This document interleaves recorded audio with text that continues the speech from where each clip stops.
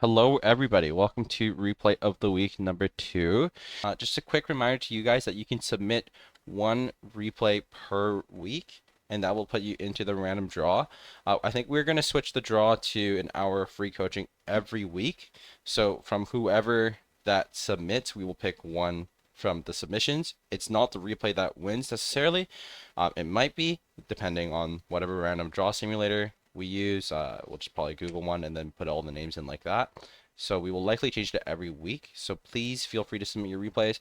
And once again, I don't want anyone to feel pressure that like, hey, it needs to be a crazy replay like this. Obviously, big damage is awesome, but the whole reason for why we have the Y section in the submission form is so we can see, like for example, this week when Ash submitted his replay, he explained that it was like a 1v4, a lot of rotations, a lot of decision making, and kind of how he ended up playing it out. So that's the kind of things we are also looking for as well. We want to kind of walk you guys through thought process, understanding, positioning, all the things that are a little more complicated in the game and really help you improve. This week's feature is Ash from Hypno, and he's playing in this brand new tank. He's a pretty solid game here on Serene. So we're going to watch through his game, do some analysis, kind of go through some of, from what we can tell, his decision making, and then we'll just go from there and see what a great game he has. So it's Serene Coast, and one of the first things I like to do whenever I get into a game, especially on a map like Serene Coast, where, you know, unless you're planning to, or you're in a triangle and you want to play further back, is analyze what tanks the enemy team has, especially if you're planning to go C1, for example, which is a very popular area where if you're in a hold down tank like this one, you can really go and get a lot of damage going if you're fighting against enemies that, you know, don't have as strong of a turret, have bad gun depression, or your tank is just better than theirs, like you have more alpha, more pen, etc., right? So looking at this, their tier 9s really aren't too much of a threat in C1, because if I think about how Tankmaster Ash's tank is going to match up, you know, the Chars, obviously, they have no turret armor, the 704, no gun depression, TD, bad hull armor, the TL7, massive cupola. So really the threats to him this game are the T32, the Skoda, obviously the artillery as well. And then the rest, there's another MKPZ-60 on the other team, an SMV CC-67. But overall, as long as he has, you know, 2 or 3 teammates in the general realm around him, he shouldn't be overwhelmed, as this tank seems to have pretty poor DPM. That being said, you'll see sometimes people who shouldn't be in C1 end up in C1 anyway. So the enemy has sent double char to C1, and we'll see how Ash decides to play this ridgeline here. So when you're playing in C1, it's important not to necessarily overcommit until you are capable of kind of playing from the next ridge. If we zoom out here and look, there's kind of this ridge right here, and then this ridge right here, and then like a lower area down here. You can see as Ash's team is currently quite overmatched, he's not playing too far forward, but he's looking for opportunistic shots when he sees the entire enemy team backing off, which is really good. But you can see here, he sees them kind of walking up to start contesting more aggressively, so he starts backing down to, as we were highlighting here, this ridge line, so he can sit fully hold down. A lot of players you'll be able to catch out by mistake by kind of not following those rules and looking at the scope of the terrain to decide on their positioning. Nice shot there, side of the turret, and as you can see, as soon as he pulls back just a little bit, he is completely safe.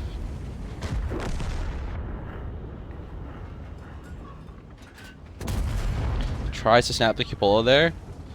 It's good aim. It seems like the gun handling on this tank isn't the craziest, but it's better than, you know, shooting at anywhere else on that tank.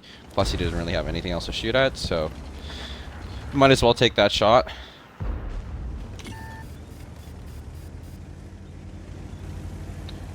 One thing I like that Ash is doing here is he's zooming out, looking around him. A lot of players will kind of get tunneled on the one tank in front of them, but he's noticed that they've pulled around here. And he goes for a shot here on the char. Well aimed, gets a tracking shot as well, and then starts backing up instantly. One thing to be aware of is a lot of times in games you'll see these enemies making like silly crossings like this, etc. But you have to be careful of enemy TDs at the back. So when he makes his poke, the only thing that can really throw him is the unspotted 704. But as long as you kind of make this poke quickly and then back off, you won't really have a problem, because likely the 704 won't be ready for you to poke. But for example, that poke there was really I would say like a slow poke where he sat in the open for a while, but thankfully there's enough of his teammates sitting in the open. He doesn't get punished by the 704. And now he's rotating back to try and get some shots into the dip here.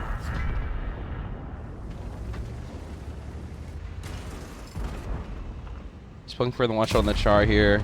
Nice connection. Pretty solid aim so far. Well placed shots.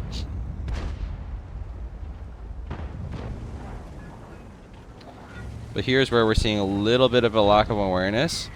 As we can see, the TL7 was last spotted all the way back here, so he could have easily moved up. Same with the 704 and been in this area here.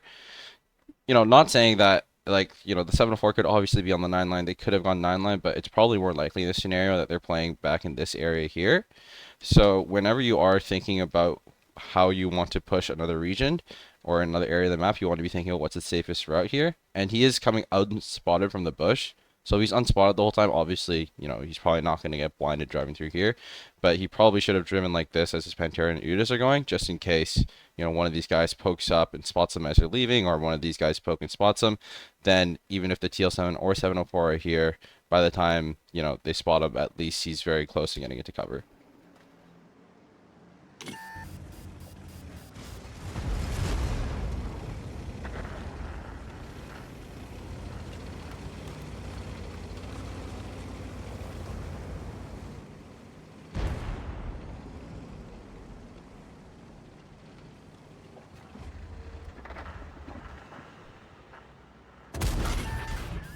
It's a nice shot. I gotta be honest, I'm not sure what this tank's armor profile is like, but it looks like its hull armor is non-existent.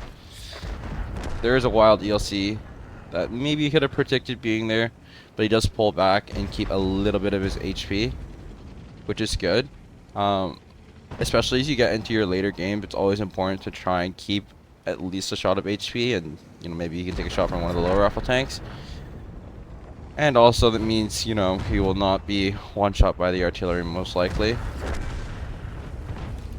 Obviously not the best trade in the world, but at least he's made it out with, he got a shot back and he did not die, which is obviously very, very important. Especially considering the amount of HP the enemy team has left. So now we see him rotating back towards the base as the cap is going off, and he doesn't really have any teammates in position to reset.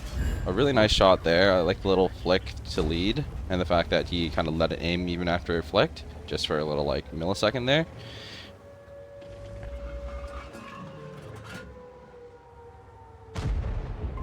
He's just employing some patience right now. It's a little scary for him to just re-push back into the base on his own, especially with this char kind of floating around. But now that the char has gone down to a one-shot and is playing on the other side of the rails, he's found his opportunity to close onto the base. And with the timer counting down here, Ash switches to HE, which is a very smart decision considering the 12.5 second reload of this tank and the fact that the T28 is most likely using the 400 Alpha gun, which means he is a one-shot for him. So he basically just buys himself a lot of time so that even if he didn't pen with a normal round, obviously he's firing HE instead, so he has time to get another shot without the pressure of, you know, there being 3 seconds left by the time he reloaded, or 2 seconds left. It's quite rare that you'll go for the HE shot instead of a penetrating shot, but on a T28 with this tank, and considering the situation he was in, that was definitely the right decision. And now he's trying to work with his teammate to basically turret break the T28. For anyone that's not familiar with this term, turret breaking is a term people use no matter if it is a turret or turretless tank. And it's basically when you try and make an enemy look 2 different ways, and every time he looks the other way, then the other person can poke and get a shot into him. Whether that means driving around him, or as the term would reference, like, you know, for example, on a ridgeline. If you know, let's say a Kronvong, a very strong ridgeline tank, if you play on its left of his gun sight, and then your teammate plays on his right, every time he looks at one of you, you'll have a shot into the side of his turret.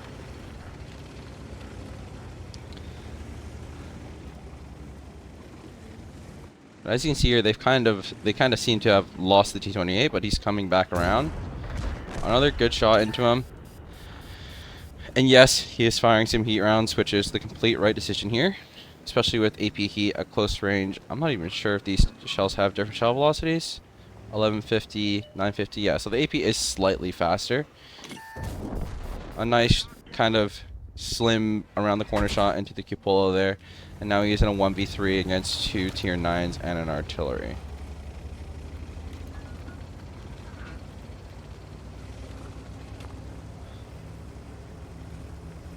As you can see, some of the people in his chat are a little bit salty about this game, but he's going to try and bring this one home for his team. He's trying to ask for the HP of the TL7 as he hasn't had him in his render the whole game. But, oh, the 53 TP does give him some information, so they stop, you know, crying for a little bit to try and help him out and give him some information.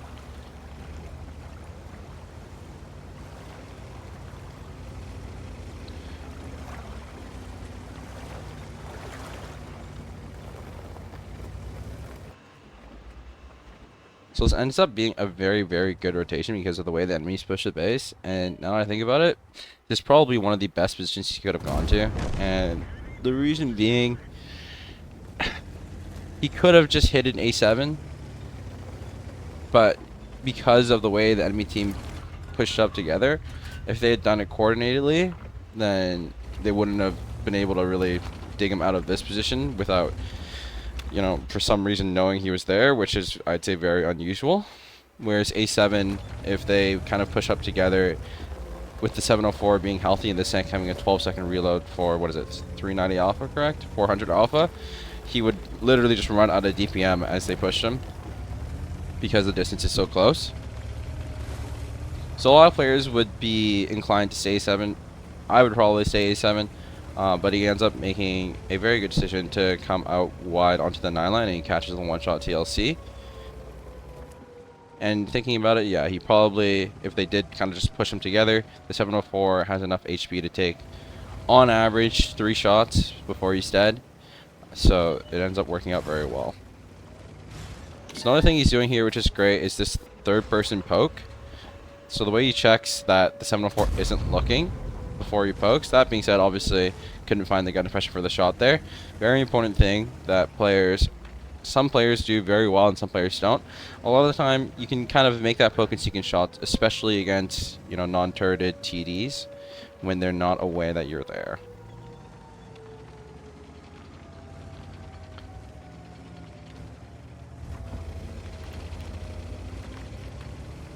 And now he's going to try and switch the angle a little bit, and this is always important to do when you're fighting a tank that can pen you, probably even when you're hull down. And obviously you're a one-shot. And once again, obviously 704 does not have a turret.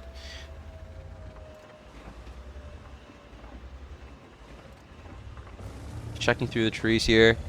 For those of you that don't know tree mechanics, the way they work is if they are actually knocked down, then they spot at the maximum, it creates a bush at the maximum edge of the tree, if that makes sense.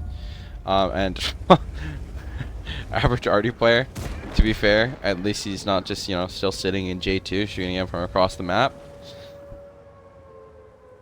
But he picks up the arty, which is great. It means he doesn't have to really worry about him for a little bit, or, you know, if he wanted to play hold down on a corner and kind of slow trade with the 704, that's not a problem either.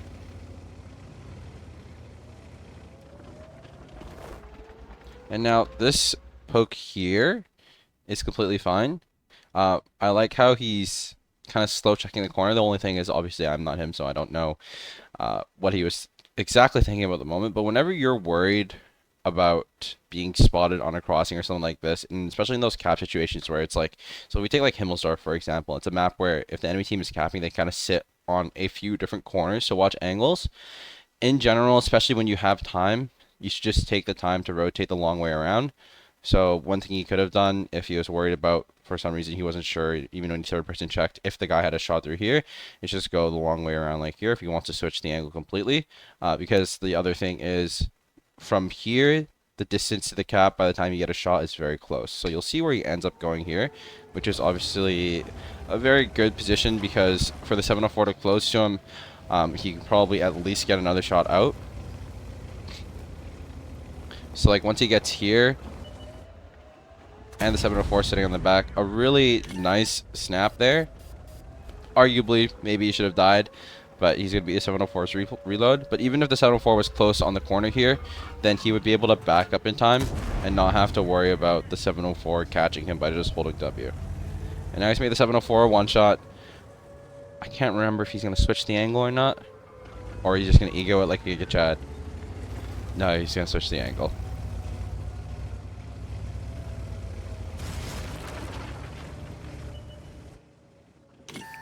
Yeah, so that was what I would be concerned about when you're crossing, so that's why you would go the long way around. To be honest, I wasn't sure either, but now we know.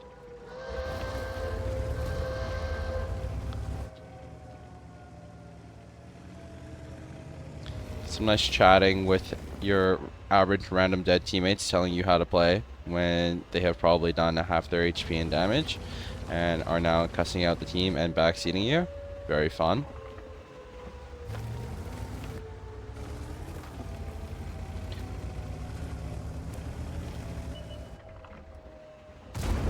And he does clutch the last shot to get the win.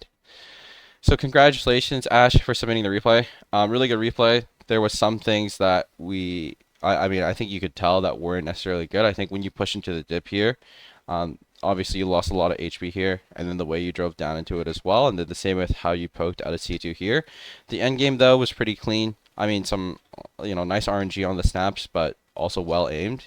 Some people don't have the ability to kind of flick and at least get their reticle as accurate as possible onto the target, even if you get a little lucky.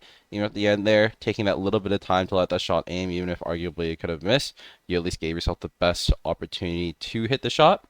And obviously a nice amount of damage, a 1v4, which is always nice, and then some good positioning on the 9 lane as well to catch out the TL7. So this is our members replay of the week. Okay, so on to the coaches replay of the week. Believe it or not, this is me playing, your favorite robot. I'm playing on my AltCat 07 Gold Dynasty and playing it at 60 DP. For those of you that aren't already very comfortable with this tank has seen a massive increase in usage in all your competitive play after the nerf of the Chieftain in the 279 due to the fact that it is absolutely silly to pen with a bunch of auto ricochets even on the lower plate, the upper hull, the hatch, and having a massive gun that is great for barrel blocking, and only really one cupola on the side, and its turret ring, although it's not the strongest thing in the world, is not paper like, let's say, a 215Bs, for example. And then the other thing is it has 750 alpha damage, and contrary to popular belief, okay gun handling.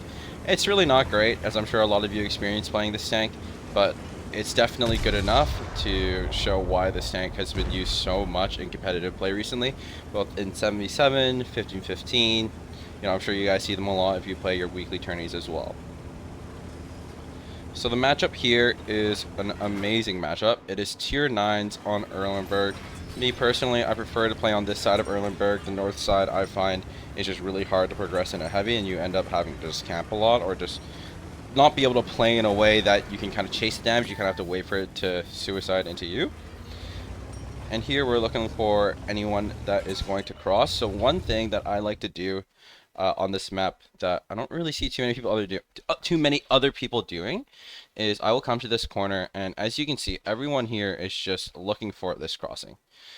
Obviously, if I see someone crossing here in time, I will be able to turn my turret and snap them because I'm at such close range.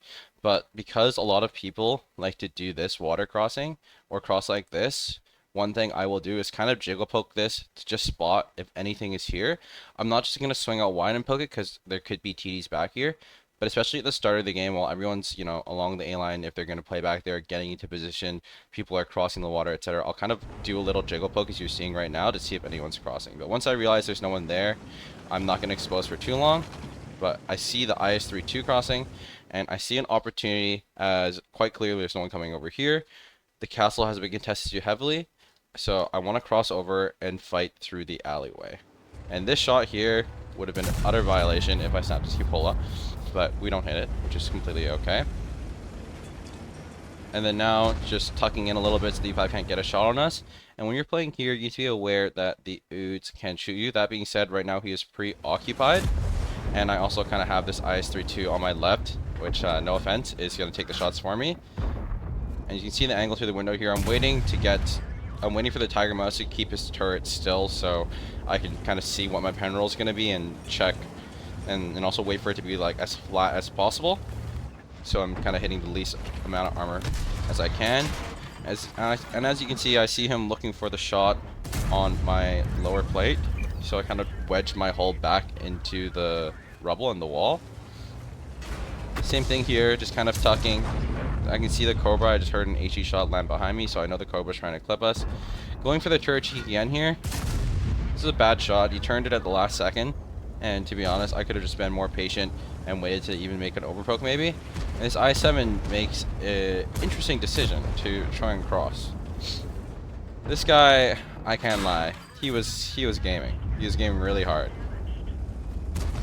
Super hard, in fact, that he just died. But yeah, as you can see, pretty simple decision making here. We're kind of playing in this cubby. We're playing against the first angle. So what do I mean by playing against the first angle? This guy's staring here. This guy can potentially come back to stare here, and obviously these guys are aware on the corner. These guys haven't started wrapping along, and the other angle I'm aware of is the Cobra looking to shoot in through the back here. But obviously we want to play against the first angle. So what does the first angle mean? In this situation, it's going to be this guy, because if I poke wider, for example, for this one, then he's going to get the shot on me, assuming he's like, let's say, side scraping this corner or even just holding the angle on me, right? He's going to get the shot before this guy gets the shot, before these guys get the shot, if that makes sense. So in general, as I see them playing, I'm going to prioritize the angle that is the most threatening. Or like, sorry, not necessarily the most threatening, it's probably the least threatening. Like, I can trade against one tank at a time.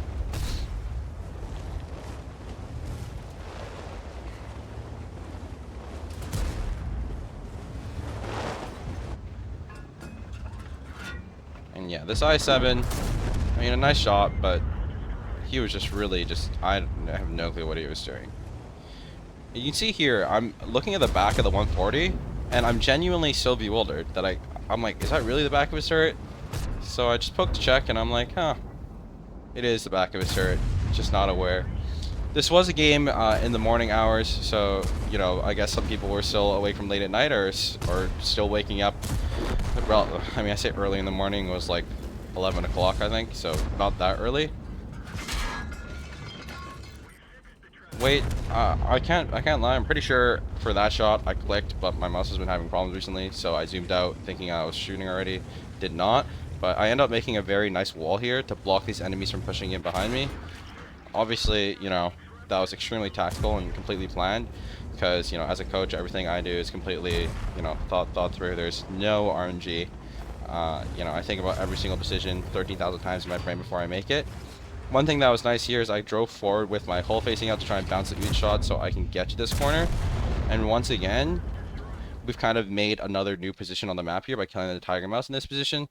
And with this kind of blocking them from going around, they'd have to go all the way around. Oh, can I zoom up properly? Like this in front of all my team. And now that I can play forward on this corner, so as you can see, the Oods isn't going to have a shot nor the grill into me here, because I'm playing forward on the corner behind the hold down rather than here. It's going to let me play against these two very effectively. Although I gotta be honest, you're going to see with these guys, maybe I should have just sat sideways in the open and, you know, followed suit with the boys, because god damn, I thought this guy was like turning to run or something. Nah. I don't know what homie was doing. But hey, I'm not going to complain, make the most out of whatever situation it is, because for every, you know, silly puppy there's another 2 yellow wing puppies, so you win some, you lose some. We're able to bait a shot there by just poking at our hole a little bit. At this point, ow, that hurt. I realized this guy is probably not the greatest gamer in the world, so I'm just trying to do little things to get him to fire, etc. Even if you shot me back there, not really super concerned. And I know the E4 is going to beat my reload, so I'm going to back off. This is a nice rotation by the E4 to catch me out. I maybe could have reacted in time, but it wasn't the end of the world to take that shot, as I ended up getting 2 out. And we are already at 7k here, which is pretty solid. So now I'm just kind of checking my angles, trying to decide which angle I want to play against. Obviously, the E4 is going to stop me from playing in the corner. If I go too far forward, the Oods will probably have a shot on me too, which is why you see me just kind of waiting, almost crouch, like, you're almost like a spring. You're just waiting to make that poke and get that shot with your 750 alpha, and then pull back into cover. And I'm just kind of looking around thinking, where can I get an angle? Where can I craft an angle onto? what's the next thing I can fight? And I see this grill coming in, and same as the Mivy, I'm like, what is... There's no way bro's just gonna pull up in the open. Yeah, bro just pulled up in the open. Don't know what he's doing. Spot the char here as well. But I also see our Mivy friend is back. I'm like, he's not actually gonna do this, is he? Yeah, bro just did not want to live. And you see here, just a nice little wiggling. Makes the shot really hard for them. One thing I like to do is, especially if it's a heat tank, you want to over angle your hull to one side and then bring it all the way back across. Because if you just wiggle in place, like left and right, they're just going to aim in the middle and eventually hit the shot, right? But let's say if I over angle it to the left and my hull is facing more like this, and then I bring it all the way over, there's a chance as they swing across. I mean, obviously the gun's going to move more, so it's going to bloom more. I'm going to use my barrel to try and block. As you can see, I'm pointing it into the floor to try and cover up some of my lower plate and just make it harder for them to hit the shot. And here, the grill actually gets me back. He pens me and tracks my outside track, so a nice shot by him. Apparently, he woke up after driving sideways in front of the 6CP. We're starting to run out of HP here. We are at 8.5k, which is already a great game. But obviously, we want to win. We want to get as much as possible out of every game. As we like to preach a lot is, with WoT, it's not about, getting the best matchmaking, although obviously this is amazing matchmaking and there's some very, very unawake individuals on the other team, but it's about getting the most out of all of your games. And for people that are aspiring to 3-mark and stuff, that's one of the things we try and teach the most, that it's not about, do 5k every game, do 6k every game. It's about do 10k when the game is possible for you to have a 10k game, and then when the game is only possible for you to even do 3k, get that entire amount out, because that's the difference between players who are marking tanks really easily and the players that are really struggling. The players that are able to min-max regardless of the situation and get the most out of what the game is offering them are the ones that are, having, high DPGs, high win rate, all the things that you associate with success in pubs and World of Tanks, if that makes sense. And now one thing you'll notice, and I don't really show because I don't turn around to look, but I can see that my 907 is pushing the Oods. This means that obviously this angle through here, he will most likely be preoccupied. And now that the E5 has kind of committed up, rather than having to push down the alleyway later and go kill him, he's actually giving me a chance to pick him off. As you can see here, trying not to take another shot because it's really important to live on like a 2-shot, especially towards the end. Once again, we talked about that in the first replay. It just gives you the ability to do so much more, rather than even if you get caught out, you maybe have a chance to get into cover, those kind of things. And same thing here as we were talking about the first angle earlier. So I've seen the Cobra. He's driving along the outside like here, towards here. We know the G-Sword is going to be kind of wrapping down this way, the Tiger Mouse here. I want to try and catch one of them, which is why you kind of see me sitting here in this awkward position, where it's like, okay, if he comes around this corner, I'm going to shoot him. If someone shows up here, you'll end up seeing what happens is I can maybe back up around the corner in time and use all the wrecks and the rubble around me. But the important thing is to just be aware and at least have a thought process of how you're going to deal with those angles when they appear. So I see him really quickly, snap the shot, it connects, awesome, own that guy. Not for a lot of damage, but we're past 10k now. And then Silly Me has also realized that, hey, the Oods is playing high for some reason rather than sitting down low, so we might as well kill him. And I am running out of ammo very soon in this game. But I won't spoil how much we get to, but I will say it's a bit of a heartbreaker. But now I'm trying to decide how I'm going to deal with the Cobra and the Char. And knowing that the G-Sword is kind of roaming around in the south and the Cobra could be potentially nearby, after spot checking this corner for a little bit, I decide that it is time to try and chase down the damage. One thing I could have done, like, I don't want to go down through the 5 line into the A line or back into the K line to chase Light Tank, because obviously I'm never going to find them. Through the A line, I'll probably get outspotted. It could be really terrible. So I'm kind of just poking around looking for the Cobra. I end up finding him. As you can see, I'm kind of checking my angles prior to going, and I was obviously pre-aiming for this angle first, just to see if he was there, and he was, and we snap in a really nice shot to bring us up to 11.5. And now, here's a crucial moment in the game. So I'm trying to think about where the Char is, and where the Cobra is. I'm guessing that with the way the map has played out and the fact the char hasn't been lit in a few minutes, he's likely rotated back to the A line or rotated to help push the south. I kind of take a gamble here, which in retrospect was really silly, but you guys will see what happens, and we'll talk about the thought behind why this was the wrong decision afterwards. But what I did was, as I was going despotted, I was despotted looking like I was turning in this way. So I'm trying to surprise the Cobra by wrapping around the outside while he's kind of waiting for me to show up in this area here.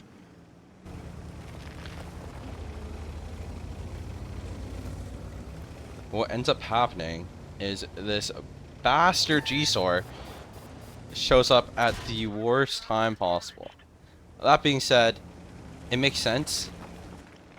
But the problem here is I'm realizing is, okay, if I shoot the G-Sor, I need to be in a position where the Cobra can't then poke out and finish off the rest of my HP. But for me to get a shot on the G-Sor, I have to chase him around the building. Same thing, if I push forward to the Cobra, the G-Sor's going to shoot me in the back the whole time. So I decide, screw it, I'm just going to try and shoot the char for a big shot of damage, and then my teammates can deal with the rest. So we line up the shot to go for the 12k. And you can see with the highlighting, the shot was right there, but it missed. So we choke the 12k and the 10 kills. And what else? I suck. I mean, it's a great replay, but that last decision at the end was poor. In retro, thinking about it, even if the char is along the A line or the K line and the G-Sor is playing along this area, I should just push the Cobra straight and make an overpoke. I was thinking potentially he might try and kite me around the corner, hence why I wanted to surprise him, but in that situation, if it was a 1v1, then maybe that play would have been good, or even a 1v2, but in a 1v3, the likelihood of someone being at another crossfire angle is actually quite high to kind of shut me down like that, like the G-Sor did. So that was a poor decision on my end, but we'll see if my teammates are able to bring it back here. I'm pretty sure I got a little sad and just started random spectating and crying in TeamSpeak, as one does when they choke their 12k game.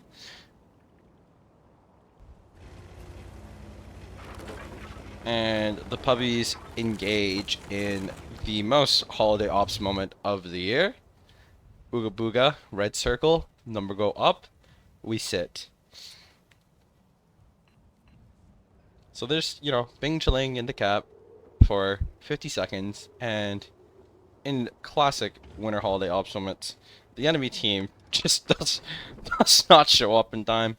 I think the char gets there at like A5, or the Cobra does, but like the game just ended. So they show up as they're getting capped out after having 50 seconds to rotate in tanks that go 50-60 kilometers an hour to get to the big red circle where both my teammates are. But hey, I'm not complaining, we got the win. And that is my replay from this week. That is my analysis on kind of my thought process of how I went to those positions at the end, the mistake I had. So, you know, even a game like this where, you know, a lot of people will say, you know, 11 FK is awesome, and absolutely is. 9 kills, great, we won. But we're always trying to analyze ways we can improve, which is the most important thing about kind of your mindset and attitude when it comes to playing, especially if you're a player that is still looking to improve. And you know, whatever those goals are, you know, 3,000 damage, 4,000 damage, 5,000 damage, whatever it is, you know, you all players that are, you know, learning and growing all have that attitude as well. Please remember that you can submit any replay, ideally one that you would like to be featured. We will disqualify if it's quite clearly a meme replay. And you can submit one of them every week. But aside from that, once again, thank you guys for watching, and that is it from me this week, and we will see you all next week.